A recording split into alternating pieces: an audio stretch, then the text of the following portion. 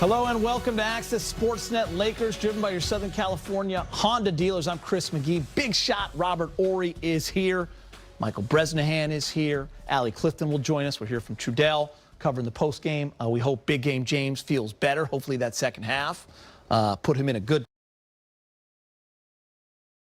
place. A couple hours before the game, we got news that no LeBron James. He was entering the health and safety protocols. In the first half up in Sacramento, guys, was not too pretty. They fell down by 13. Malik Monk hits a 41-footer to cut it to 9 at the half. But then the third quarter happened, and the Lakers win that quarter 37-15. I got a crazy run for you. They were down 14 points with 9 and change left in the third, 66-52. They went on a 65-26 run. That's come on, plus 39. Come on, 65-26, Rob. That's crazy. But think about this: the Lakers outscored the Sacramento team in the third quarter more than they did the second half.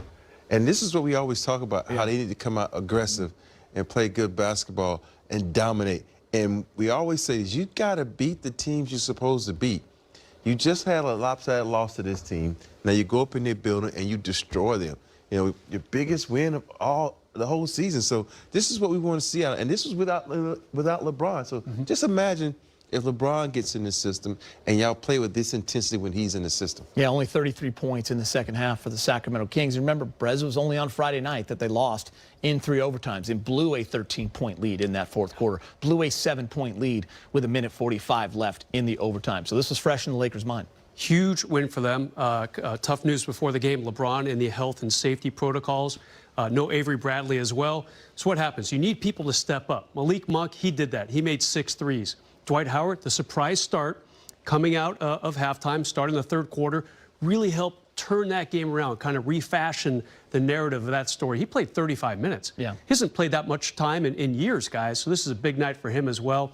And, of course, Russ, quiet first half, really started to establish himself in that second half, just like he should have.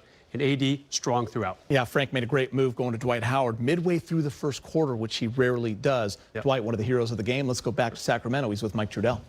All right, Dwight Howard, down 9 at halftime.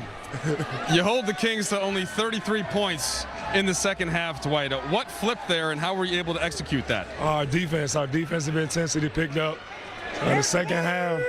I think in the second half, we all was talking on the floor. We made sure we got stops, and then we was able to get out, and our guys on offense was able to put the ball in the basket. It was a well-needed win, and we got to play like this with energy and effort, especially on the defensive end. We got to continue to talk, and hopefully we'll get more wins like this.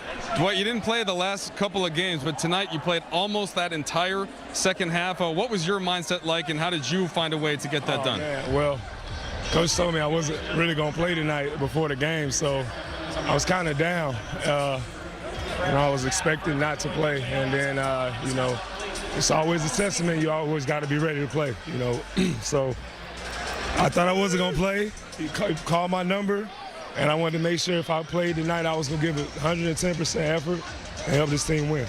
Dwight, what did you see from some of your other teammates tonight? Guys like Malik Monk, Wayne Ellington getting shots to fall, Rondo coming in, giving you a push, and you know what Westbrook and AD are going to do, but how about those guys? Started on defense. We was able to get stops, and the energy was so great on defense, it carried over into our offense. The guys was able to find a rhythm because we was getting stops.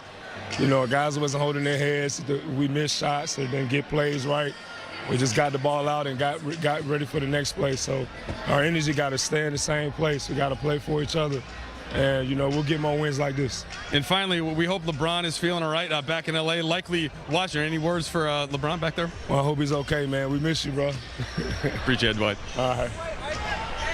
Dwight Howard, interesting thing he said there. He was told by Frank Vogel that he was not going to play tonight, as he says goodbye to the many Laker fans in Sacramento attending the game. But Frank went to him midway through the first with about 7 minutes left. They actually went to Mike Trudell, and he and Stu, 35 minutes he plays, 12 points, 5 of 7 from the field, 13 rebounds, plus 27, and he was instrumental on the defensive end. And guys, that just goes to show you, He's a pro's pro, obviously. He's a vet that's been in this league a long time. He had his dominant years. He helped win a championship here. You always have to stay ready, even when you're told something's going to go the other way because a guy could get hurt or anything can happen in a game. They needed his energy, and he gave it to him tonight, Rob. It's really a great lesson for a lot of young athletes out there. You'd be amazed at how many guys say, oh, you're going to get the night off, and all of a sudden the player's playing bad, or a guy gets hurt. Next thing you know, you got to go out there and perform. And Dwight, I don't know where he gets the energy from. He's always excited. He's always upbeat. He's always celebrating anything that happens on the court. He don't celebrate his stuff. He celebrates his teammate stuff, and that's a sign of a great teammate. He's out there performing hard. He's playing hard. What I like best tonight, he was keeping balls alive. You know how I love offensive rebounds? He was keeping balls alive. He got some hands on some. He got some. He tipped some out. And that's what you got to have. When you play teams like this that aren't that big, you got to get second shots, and that's what Dwight Howard provides for you. Yeah, DeAndre Jordan, he played only 4 minutes, so maybe he's out of the rotation for a little bit. We'll have to see what Frank does. They got plenty of time to think about it because, guys, they survived November. 16 games this month. Rarely have they had more games than this in the month of November. Now they get some time off, guys. 3 games over the next 9 days. Is Dwight Howard a piece of that starting 5? It's going to be really interesting to see what he can do. And, guys, I love the narrative. I covered him in the 2012-13 year. I was with the LA Times. A rough year for the franchise, and obviously a rough year for Dwight as well. Came in with some pre-existing injuries, had some off-season surgery, never quite found his groove.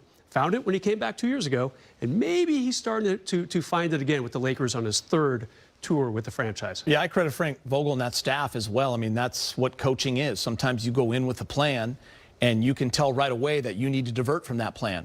And a lot of times, coaches will get stuck with what they're supposed to do instead of thinking, hey, I need to change, listening to assistants, whatever it is, and having the guts to make a change on the fly. And a guy like Dwight being professional and being ready to go, because if you check out mentally, you're not having that kind of night. He was fantastic in the pick and roll. His energy, like you said, it's extra possessions. It's the way he's closing out, holding others accountable. There's a lot that goes into it that doesn't show in the box score, in my opinion. Yeah, you're definitely right. And one thing that we talked about during the first half was the pick and roll. It was killing us on the pick and roll. And then when you inserted Dwight Howard, I don't know what Dwight did, but he just got big. And that's sometimes all you have to do, be big, take up space. He took up the space. He had one hand down, one hand up. And when he saw the pass go up, he contested the pass. He got some hands on it. And AD learned from that. AD said, oh, it works for you. It should work for me because I'm just as tall. And that's what you got to have guys do. You got to make those adjustments at halftime, be able to implement them during the second half, and hopefully they'll work. You said it best. Yeah. You know, Vogel, he had to steer the course and change direction and put Dwight out there. But, think about it. THT didn't have a great game. He put in Monk. Monk did well. And so you got to be able to flip the script sometimes, and that's why you have a bench. I'm going to talk about AD and Russ together in a moment because I thought they showed great leadership tonight by the way AD attacked when they were down and the way they kept the team in the game because they were fantastic tonight. But I do want to start with the bench. Prez, Friday night, Kings bench had 71 points. 71 points. Now, there was 45 overtimes, so the number might be skewed a little bit. But tonight, just 20. To the Lakers 53.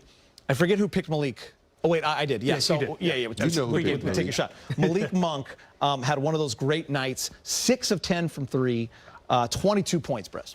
I'll tell you what, the guy can do this. I mean, we talked about it on the pregame show. Consistency is important for him, but he's already shown in his brief little tenure here with the Lakers, he can put 20 points up in a hurry. I mean, there are things about him that I'm still realizing. You watch him from afar for a few years. Remember, he was a lottery pick with Charlotte. Played 4 years with them. They did not re-up him. So, hey, he signed with the Lakers on a very equitable free agent deal for the Lakers. He can shoot threes. He can take it to the rack, too, Rob. I did not know this about him. He's got pretty good athleticism around the bucket and just turning into a joy to watch for this team coming up with big games tonight. Obviously, a big one for him. Look at the numbers right there. Carmelo, can't forget about him. He had some old school plays tonight, guys. He was down in the post a couple times, like he was with back with Denver or even the Knicks. He wasn't just shooting threes all night tonight. So he was kind of backing people down, knowing he had to change up his game a little bit too, and indeed he did. But we also have to talk about Rondo. Rondo came in the fourth quarter, by the way. Yeah. Rondo ain't played in the month of Sundays. And the third, he got and the third out he there came in, and and the third. played really good. got some assists, got him excited, was finding the right guys. I love how he was coming down, getting the shooters a block in the right position. He was pressing the issue. And then what I also like about Rondo, when he presses the issue, he will bring the ball out and say, hey, let's run something. It was a little stretch there where Sacramento was like, oh, here they go again. But Rondo took over and got him back on the right track. Perfect time to put in Rondo. Russ needed a breather. He had been playing hard, played a lot of minutes. Remember, THT was out. They were checking on his knee. It was the perfect time to put in Rondo and let him take the beginning of that fourth quarter. That was also a great move. Let's go back to Sacramento.